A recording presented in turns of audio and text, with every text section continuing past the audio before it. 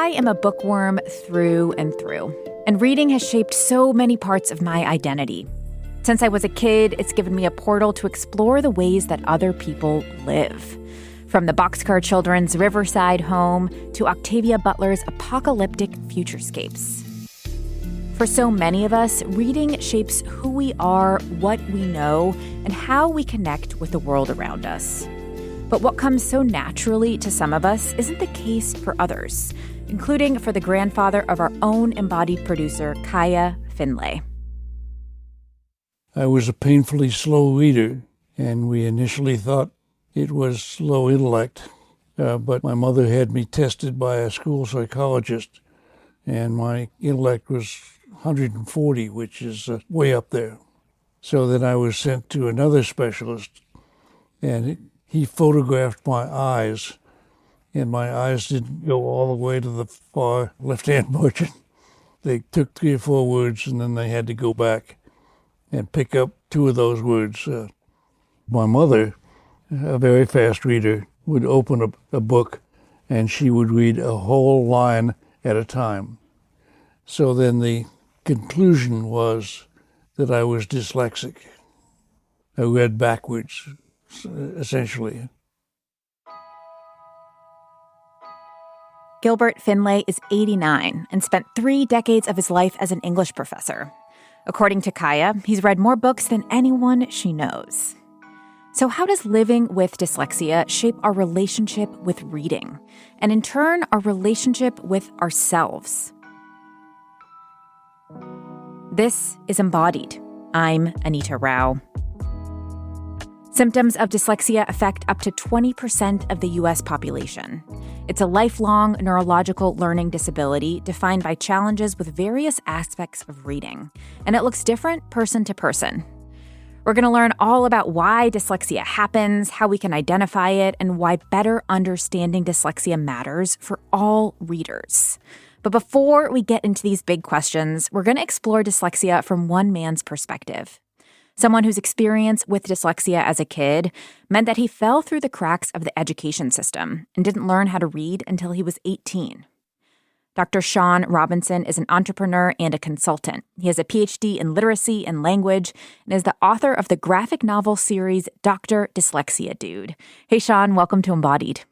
Hello, thank you for having me. So I would love to start by having you help us visualize what it is like to read with dyslexia. As a kid, before you developed any of the tools that you have today, what did it look like when you opened a book? What did you see? Fear, negative emotions, and just written transcriptions on paper. Knowing that there were letters and words, but not having the ability to read them effectively, and decoding, encoding, and also being fluent too. More of just having the fear, the psychological warfare in my mind of being just scared, really, and finding ways to avoid reading any way possible. Kaya's grandfather used the phrase, "I read backwards," to describe his reading. What is the metaphor that comes to mind for you to describe what the experience of trying to read was like? An emotional roller coaster.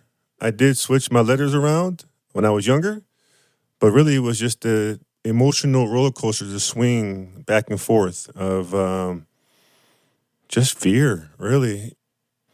Knowing that I want to read and speak what's in front of me, but not having the ability to effectively communicate what was on the paper was frustrating, because in my mind I'm like, I think I know this. But then when it came, I just froze. And so it was just, again, for me, it was an emotional roller coaster ride of many mixed emotions, but more on the negative side than the positive. There are signs of dyslexia that can start really early, like preschool even, kids struggling to name familiar objects or having difficulty remembering a sequence like the alphabet. Is there an early memory that you have of first noticing your difficulties with reading? I had a hard time spelling my name, and then just with alphabetic principle, those are some of the things I can remember when I was a young kid. Then when, I got older in terms of middle school or elementary school, even then, When teachers asked me to spell my name, I still had trouble. And when I was asked to read out loud, I avoided it as much as possible. So the earliest things I can remember is basically phonetically spelling my name and also the alphabetic principle, too. You described that experience of fear and this roller coaster of emotions that would come up for you when you were confronted with needing to read. What was it like for you to be in a school setting? Like, what was school like for you as a young kid? It was just an institutional setting where I went. I didn't really feel like I had an identity, particularly academically, because I had struggled for so many years academically that I just kind of gave up on myself. And so just my body was there, but my mind wasn't. So me walking through the hallways, as a young adolescent and doing what adolescents do when they're scared, act up, be immature, do things to get removed from class or school. That was the easiest thing for me to do. And it didn't take much effort because reading took effort. I had to, really focus, be disciplined, and I didn't have those things at the time. So it was really just survival. How did teachers explain to you what was going on, or did you have any explanation as a kid for the struggles that you were experiencing in class? Not so much academically. Some teachers knew that I had struggled. I love them to death. They're some of the greatest teachers I had. They just didn't know how to properly help me in terms of my reading, but they helped me in other aspects of my life. Very grateful for those teachers that took time to pour love into me and nurtured me, even though they may not have been equipped with the strategies and tools to help me become a reader, somebody who loves books now. And so they just really helped me learn to love myself. And I think that was the most important lesson in life is I had to learn how to love myself before I can be able to really listen and move forward. So your mom has always been a fierce advocate for your education. She tried to find alternate pathways for you, even when there were counselors and teachers kind of telling her over and over that this wasn't going to work, you weren't going to be able to read, like maybe you should try something else. And there was one day that she was at a hair salon and she heard about a program for adult learners with dyslexia. Something sparked her interest and she ended up driving you through a snowstorm to meet the head of this program, Dr. Nash. So tell me about that day and what Dr. Nash said to you when you met him. So, sorry, pause there for a second, get a little emotional about this. So when we were driving to the University of Wisconsin-Oshkosh to meet Dr. Robert T. Nash when I was a junior in high school, I was scared. I was saying inappropriate things to my mother, foul language, because that's all I knew how to communicate. And so when we got here, he put me into his office and he gave me some assessments off the Woodcock-Johnson. And so he came across the word came, and he's like, I want you to spell the word came. And I'm like, easy, K-A-M. Phonetically, that's how it sounds. And so he came back and asked me to spell some other words and read some passages, and then came back to the word came again and asked me to spell it again. And he could see the frustration in my eyes and basically just said, not only do you have dyslexia, but you are one of the most illiterate kids I've ever met in my life. He said, you've been failed by the system, but you have a gift. And I'm going to teach you how to read, but it's not going to be an easy thing. And so at that point in my life, I think for my mother and myself, we got clarification. But more importantly, I had an angel looking over me, and I've been blessed ever since. He taught me how to phonetically read at 18 when I graduated high school with an elementary level. It helped me crack the code, and I never looked back. I took the baton and I ran, and I wasn't going to stop until I got what was mine in terms of my education and being a scholar of the dictionary and just being somebody who is passionate about this area of education, because without it, I don't know where I would be. I wouldn't be here. Can you explain that, like, cracking of the code that you described? Like, after having gone from 18 years of not being able to read, what were some of the tools that clicked with you that helped you crack that code?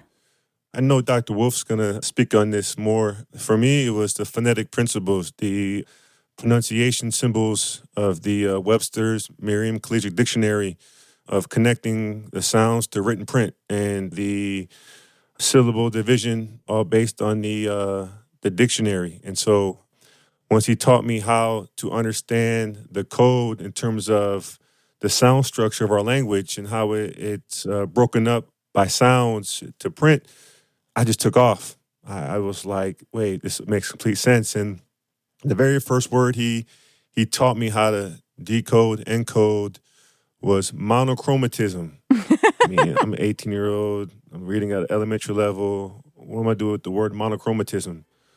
But he taught me how to appreciate not just the structure of the word, but he taught me to understand prefix, suffixes, root words. And so for 28 years, I've been studying the Webster's Dictionary. It's my only book that I really read, and I love it because it taught me everything I need to know about the structure of language, not just phonemic awareness, phonics, but fluency, reading comprehension. It really helped me understand vocabulary, and so it allowed me to be competitive in this space, this world. It allowed me to write my own narrative, and it allowed me to not just be a professional, but also be a better husband, better father, better practitioner, better advocate. It's all because of the dictionary. Really helping me become knowledgeable about the field of reading.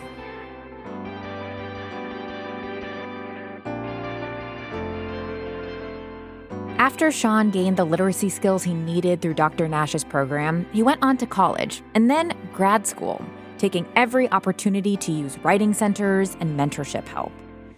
These interventions are key for dyslexic learners. There's no treatment or getting rid of it. What's happening in brains like Sean's is a disruption of the complex pathways between parts of the brain that allow us to connect sounds, shapes, and meaning. And it's something that our brains were actually never designed to do in the first place. We're going to hear more about the science behind reading and what that tells us about dyslexia in just a moment.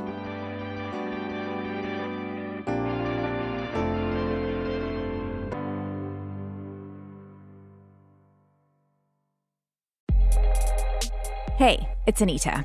If you're looking for another show that tackles better left unsaid topics with curiosity and an open mind, then check out A Fine Mess, the new podcast from our friends at Evoke Media. Recently named a must-listen by The Guardian and Apple Podcasts, A Fine Mess brings on forward-thinking leaders with narrative change philanthropist and host Sabrina Miraj Naeem. Hear from leading women like legendary Daily Show correspondent and comedian Samantha Bee, who dissects the responsibility of satirical news during polarizing times. And also the former editor of Teen Vogue, Samita Mukhopadhyay, on the myth of making it and what happened to the American dream. If you need a place to start, they just released an episode featuring a licensed sex therapist on modern dating and how to navigate and foster relationships when partners have radically different views. So don't miss out. Replace assumptions with understanding with A Fine Mess. Available every Monday wherever you listen to podcasts.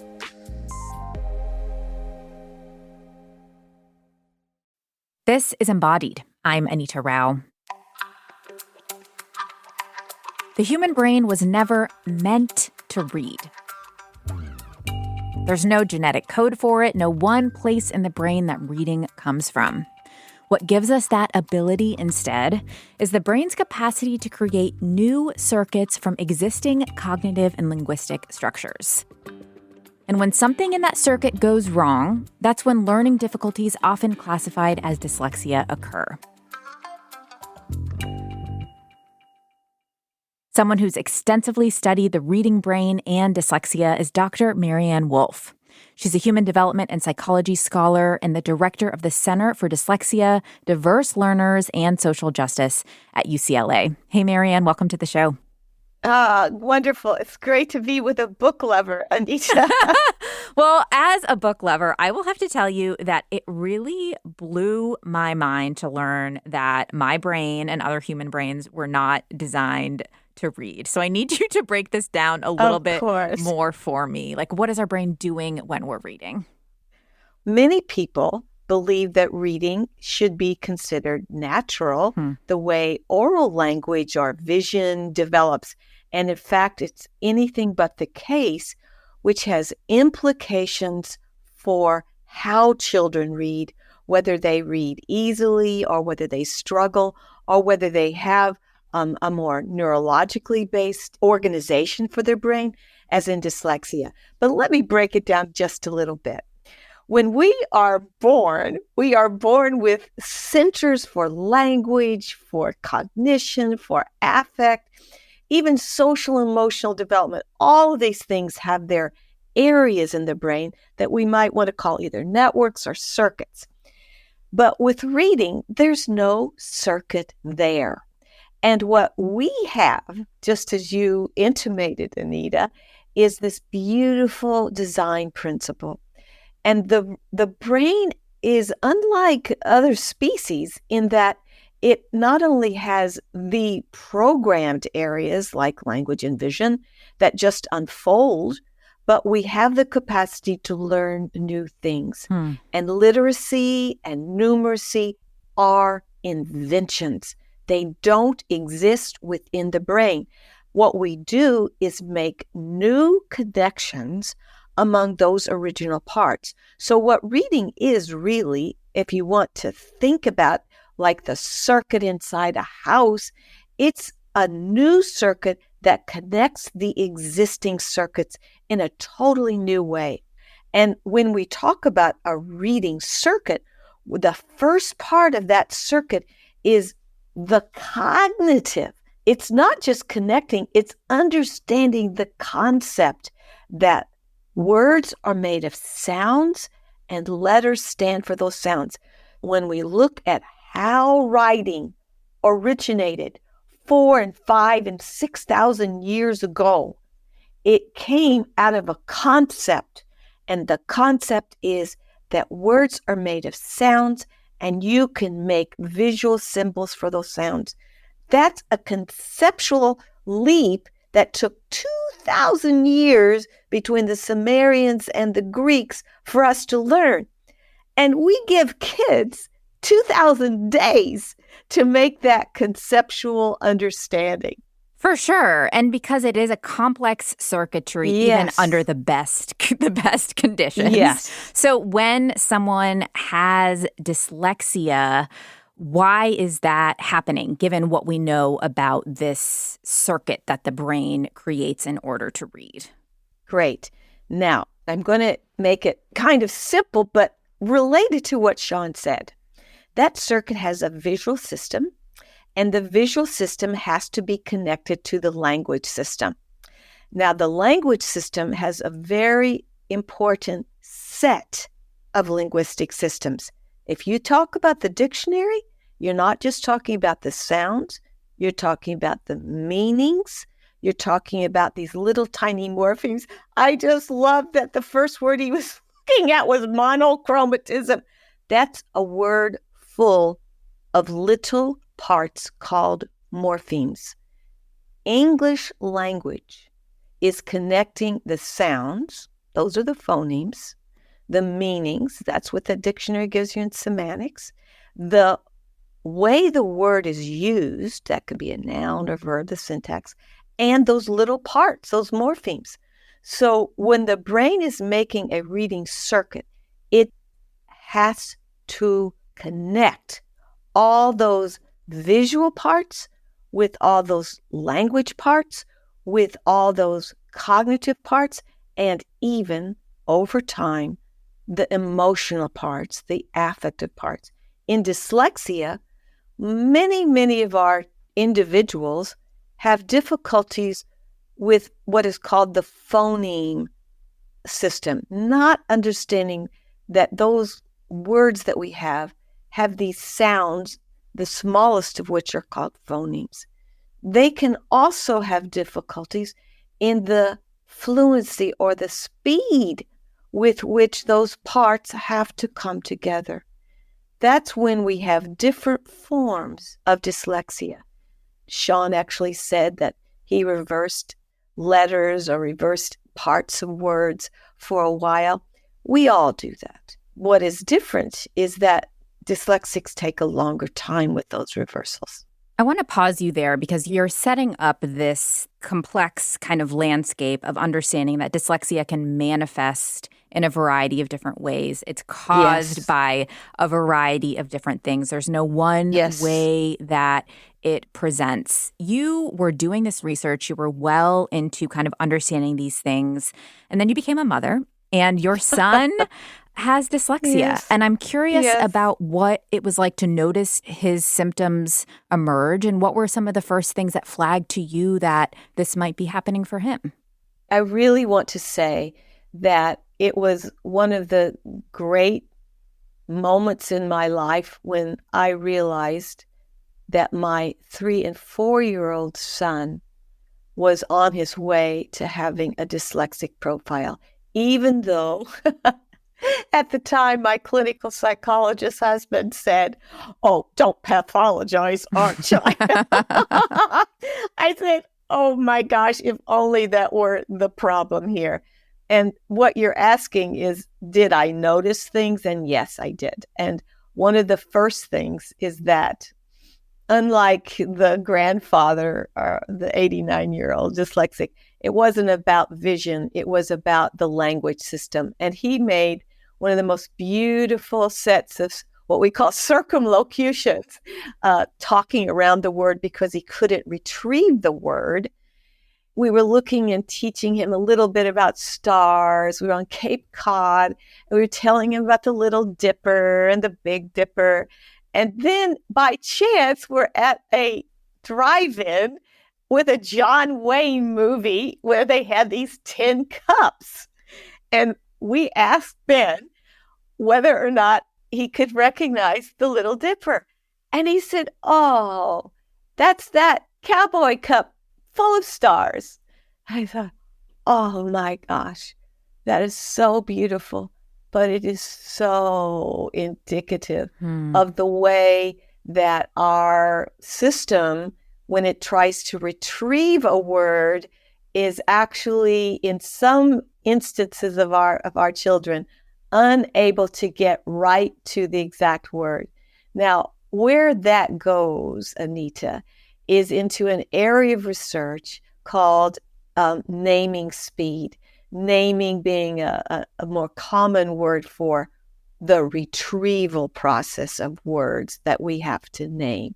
And so I began research on what is called RAN, Rapid Automatized Naming, with my neurologist colleague, Martha Denkla. And what we found was that, and this is how I tested my child at 5, that if you look at a series of letters, very common letters or very common numbers or very common objects or colors, the speed with which they can retrieve that word is indicative of whether or not the visual and language systems in that circuit are able to get connected in time. So when we talk about what goes wrong or what goes, in my opinion, differently in the reading circuit for dyslexic, is that some, in fact, I'd say 75% of our kids aren't making that connection between letters and sounds, but they aren't making it also rapidly enough when it comes to retrieving words. So we know that about 75% of our kids have more than one area of weakness in the system, how that system connects. I want to pause you there, bring Sean back into the conversation here. We have been setting up what it's like to experience dyslexia, kind of why it happens in the brain.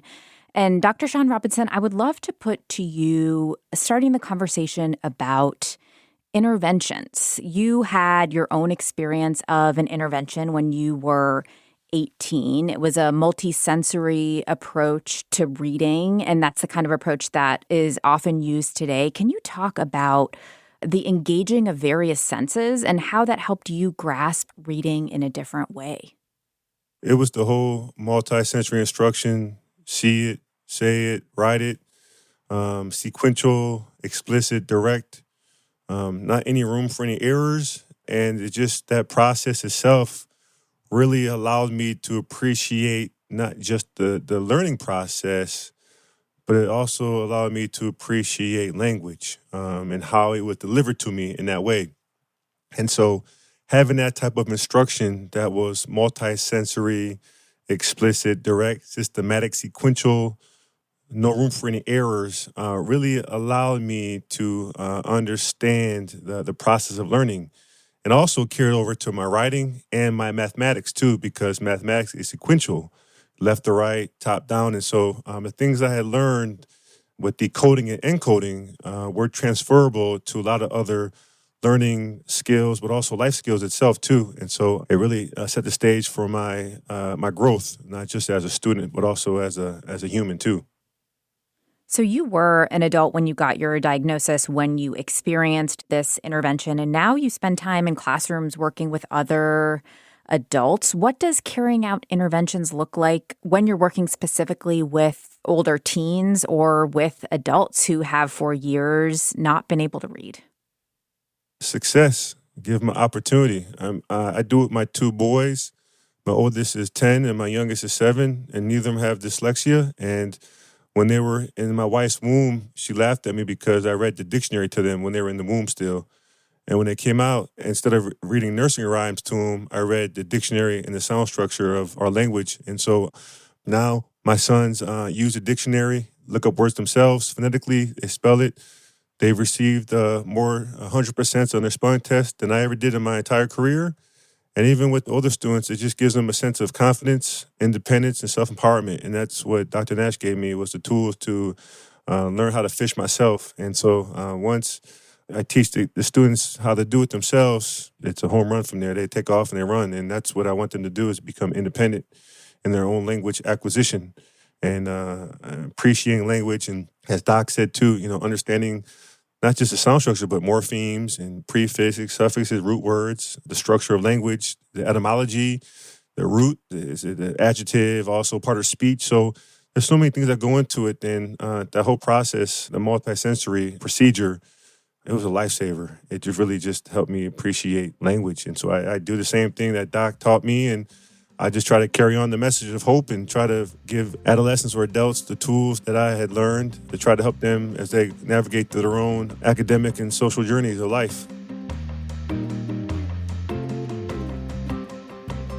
Interventions for older readers involve everything from the technical, like figuring out how to approach multisyllabic words, to the emotional, like making sure readers can find books that fit their interests and their reading level so they can get excited about reading. These multifaceted approaches that are geared towards not just reading tools, but comprehension and engagement are just as important for younger kids. Marianne actually created one of the leading multi-component interventions for dyslexia. It's called RAVE-O. Okay, so first thing you're going to do in your word workbook is you're going to trace the rhyme pattern with your pencil. Just the rhyme pattern. Right now? Okay, so go ahead and trace the... Now, as you're doing that, imagine the sounds that it makes. So trace the rhyme pattern at. The RAVE-O program has been updated since Marianne started her work on it in the mid-90s. But at its core, it gives teachers and instructors a concrete lesson structure to build fluency. So for the younger children, we are talking about putting together phonemes and letters. We're putting that together with meaning. We're putting that with syntax, grammar, and we're putting that with morphemes, so that 5-year-olds, 6-year-olds, 7-year-olds, 8-year-olds, they are learning how to connect the decoding to meaning and how a word works. Now, I know this will sound too abstract, so I want to give a tiny example of what we do with kids. In order for the kids to understand how English language works, which is really what Sean is doing for the older individuals, is that we teach them things with little characters, strategies. We use a spider named Ms. Mim. Ms. Mim stands for many interesting meanings. Now, your teachers, your parents, even you, Anita, probably aren't familiar with the term polysemy. But Not. if you look, but you would figure it out, Anita, and it means poly, many, sem meanings. almost 40% of the first words that kids learn are polysemous. And nobody tells the teacher that. Nobody tells the kids that. But Ms. Mim tells the kids that pat or bat, those are Mim words. And so then what we do, we teach the brain how to move from one meaning to the next by figuring it out in a sentence. So a bat, flying bat, a bat, bats, the verb, bats, the bat, the wooden instrument, over. Anyway, you get the picture, so to speak. We use a multi-component approach, and then we apply it to little stories, minute stories, so that within 24 to 48 hours, they are learning the words, how to decode them, what they mean, how they can be used, and then we put them in little stories. There are Ravo minute stories, and we can give them to anybody. But what they do is they teach us. That's what kids are really wanting without knowing what they are wanting. They want to know how English language works. How do you read English language? Because English language is different from Spanish and German and Italian. It has all these morphemes in it, and we can, in a very beautifully simple way, teach them how to read and how to think. I'm curious to continue the conversation about being a parent and being an advocate for your children's language and reading abilities. What are some of the things that you would encourage parents to do to help their child with reading after they've been able to get a dyslexia diagnosis?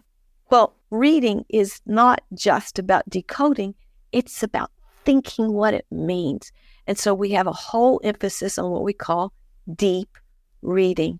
And what we want parents to do and teachers is to always be reading stories to our children. And we have a character for everything. We have a character called T-Lex. And T-Lex stands for Try Thinkosaurus Lex. And it means you have to think 3 different ways when you read. You think ahead, and then afterwards you think back, and always you think for yourself. And so we want parents to be helping their children with their reading by reading to the children, and also, of course, reading with their children. When I was in elementary school, along with memories that I have of reading with my parents, I remember all the big posters with happy kids and celebrities with books on them, and the capital letters READ in a no-nonsense font. But as a kid who read a lot, I never connected these reading campaigns promoted on posters to something more serious, this idea of deep reading that Marianne brought up. That encouraging kids to read wasn't just about making sure they got the chance to enjoy the Babysitter's Club as much as I did, but that we all had access to deepening our understanding of the world and ourselves through the act of reading. Because when that access is limited, like for those with dyslexia, there are consequences for whole communities, which means that dyslexia interventions and rethinking how we read can help all learners. We're going to dive into that just after this break.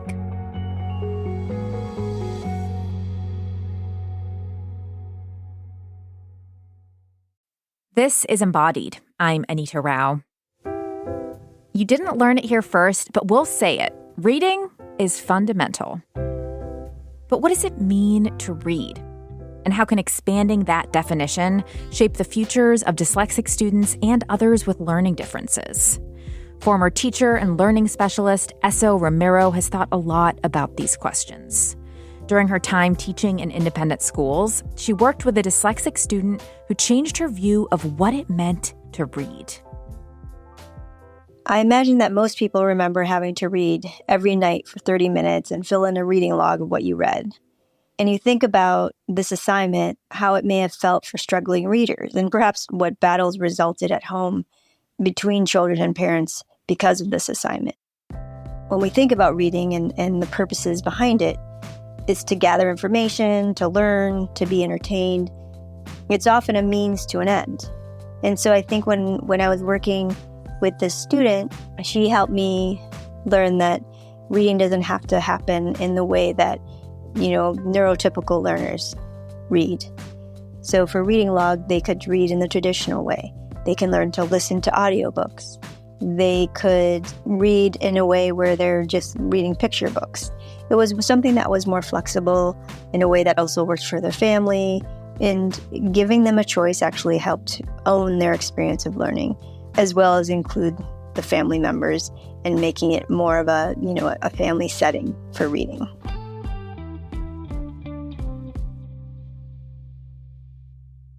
With me still are two other folks who've dedicated their careers to thinking deeply about why meeting the needs of dyslexic readers is so important and what's at stake for our communities if we don't.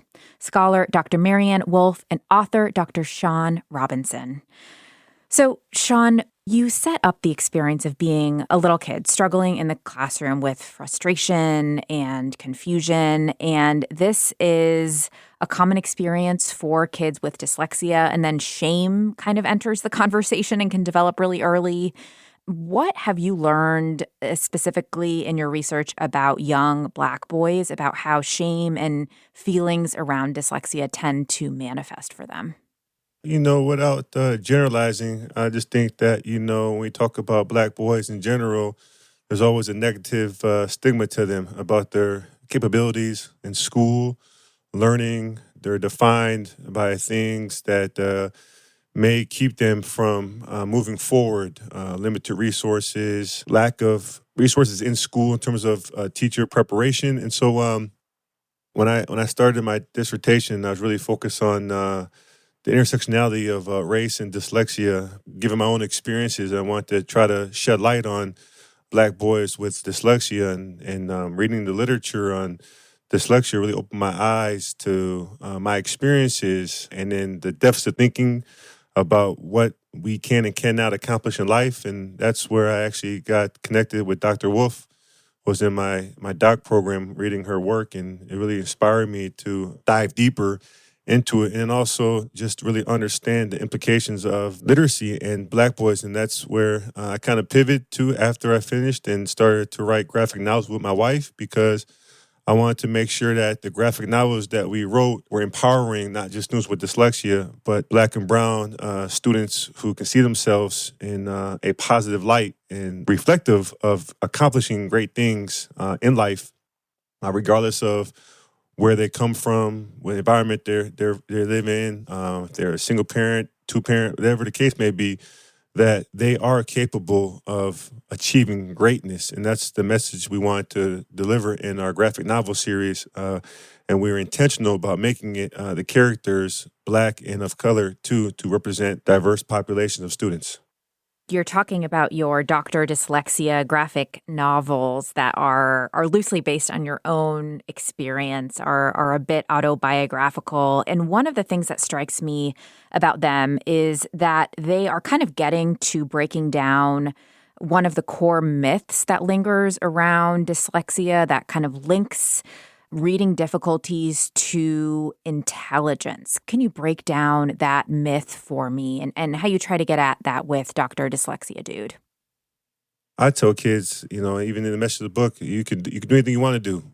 You just got to get the right opportunities, and you got to work for it. And that's kind of the message that we want to deliver to kids, is that, life is not going to be easy, but with the right attitude and just keep moving forward like a little train, choo-choo. You just got to believe in yourself. And I think that's the first step for anybody, is that you have to believe in yourself. And if you don't believe in yourself, you've already taken yourself out of the game. It's all a mindset. If you tell yourself, you speak it, and you speak those things into existence, it's going to happen. So we want to help students understand that they are capable of doing great things, not just in the class, but outside the class. And that starts with the mind. It starts with how you see yourselves when you wake up in the morning. And if you're getting beat down so many times academically, well, the odds are that you're going to feel that way. You're going to speak that. And so we're just trying to change the narrative of the intellectual ability and allow students to feel empowered to take control of their own lives and really not be fearful of reading and fearful of failure, because I wouldn't be here today if I didn't fail. Everything I've done is because of failure. I failed, and I'm not a failure. So I try to bring that message to students to really increase their self-confidence and their understanding of who they are and what they can become in life. You bring up a really good point that I want to bring to you, Mary Ann, which is that, there is this surface level of reading that we've talked about, which is kind of the ability to decode things and make sense of things. But then there's also what reading allows us to do more broadly. For kids reading Dr. Dyslexia, do like imagine the possibility of who they could be, connect to feelings about empowerment and let go of feelings of shame. So talk to me more about kind of that second piece of why reading is so important and how that motivates your research into dyslexia.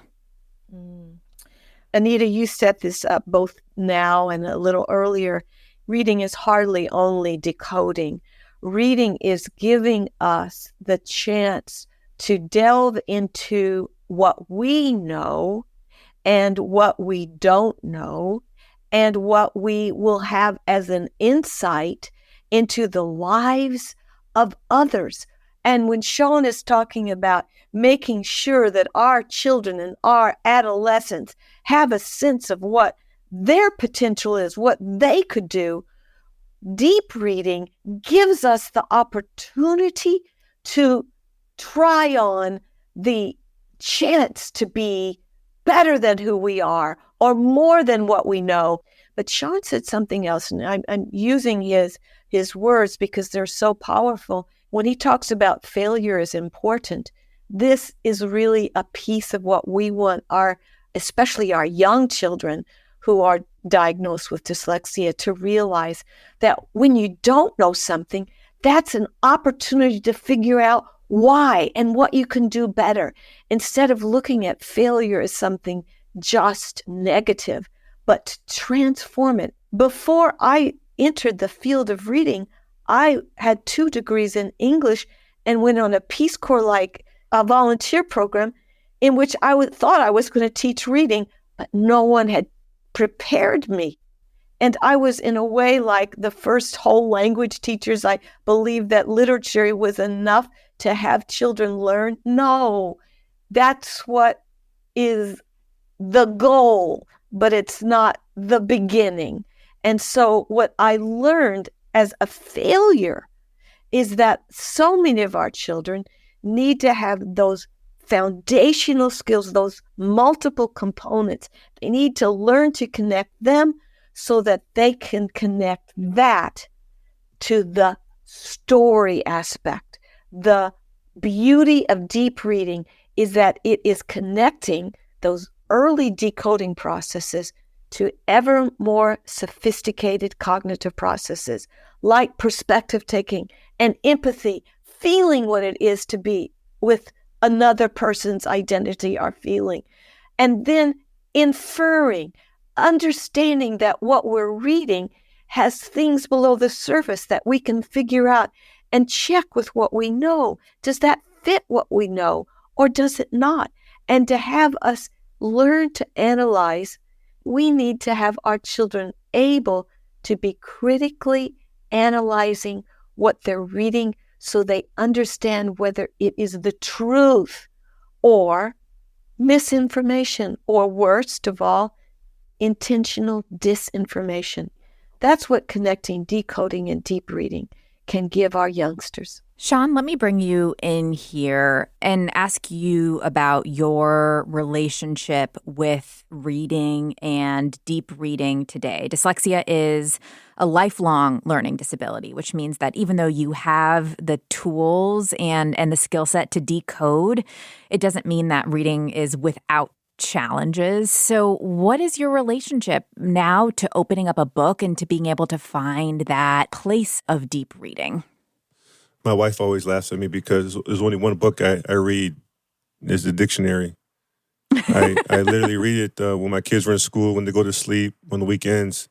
She was like, can't you pick up like a fiction book or a non-fictional book? And can't you like join a book club? And I think for me, the pure joy of reading a dictionary is or anything related to linguistics or anything related to Noah Webster's historical writings and things from the 18th, 19th century. I love to read. It's fascinating. It allows me to tap into my creativity, and it was all sparked from my understanding of monochromatism and the principles that go into reading. And so it taps into my, intellectual abilities and just critical thinking and all those things that Dr. Wolf talked about. It just really is fascinating to me. And I was blessed to be able to present in London at a lexicographer conference. And I'm not a lexicographer, I'm not in linguistics, but I know the dictionary. And so anything related to that brings me joy. And I guess I'm a dictionary nerd.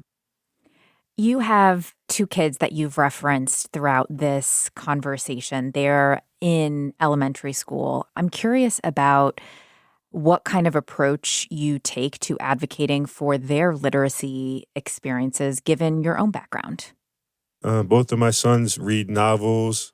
They love to read. And so I've never really had any problems, my wife and I, because we've been, as Dr. Wolf said, we always read to our kids and had them read to us. My oldest at 7 became a narrator for our Dr. Dyslexia dude audiobook. So he got I love that. He got the experience to be in the studio, worked with a voice coach. So I don't have any concerns about my two boys. It's the other kids that I worry about too that don't get the advocacy at home or, even at school. And no one's not going to teach our kids in school because we teach them at home. And if there was a problem, both my wife and I would be there that day, so that's the end of the story. But I guess, as Dr. Wolf said, it's the other kids that don't get the experiences that my sons get either at home or at school. And so that's the ones that I also care about and worry about too, because the playing field is not leveled for many students, urban, suburban, rural, even on the reservations. And so it's my job to leave this earth better than I arrived. And so anything I could do to try to inspire kids to love to read and critically think about reading and ask deep questions about reading and what they're reading. And I've done my job, but it starts for me at home with my own two boys first. Dr. Wolf, we have to wrap up here, but I have one final question for you, which is that there has been a call for more research on the strengths that the dyslexic brain has. There is some interesting anecdotal evidence that folks with dyslexia have more ability to visually perceive the spatial relationship of objects. There are other things, and I'd love for you to tell us about what strengths of the dyslexic brain you have seen in your own son. I am very, very fortunate to have a case study, a lifelong case study in my house. My son, Ben, is an artist. And this is by no means because we took him to every museum after we knew he was dyslexic. In fact, he hated museums. We took him to too many. We did not know our son was an artist until about junior year of high school. And I want to say this to parents that we don't always know what those strengths are. And so what I'm determined to do in our early intervention for children with dyslexia and other struggles in the RAVEL program is to give opportunities across the board for areas that we know show strength in some, but not all. And so we give opportunities to draw. We give opportunities for music, for drama. And if you look at the groups of people that we know who have been successful dyslexics, you really see several very important themes. One is this visual propensity, and I'll say that Leonardo da Vinci and Picasso and so many, many artists and architects in the last century have a history of dyslexia. That's very well known. But we also know that many an entrepreneur in so many different fields have histories of dyslexia. Why? And that's where I come to my own son. It's not just that he's an artist. He sees differently. He thinks differently. He makes connections that are novel. And I want to encourage our children who are dyslexic to think for themselves because they have wonderful insights that often are so different from other kids. And I want to encourage that. Certainly that 10 to 20% of those who are struggling readers, we need to have them understand their potential will contribute to society. And that's what we want our interventions, whether it's RAVEL or any multi-component or multi-sensory program. those are giving us the bottom rungs of the ladder for our children to find whatever that top rung for them is.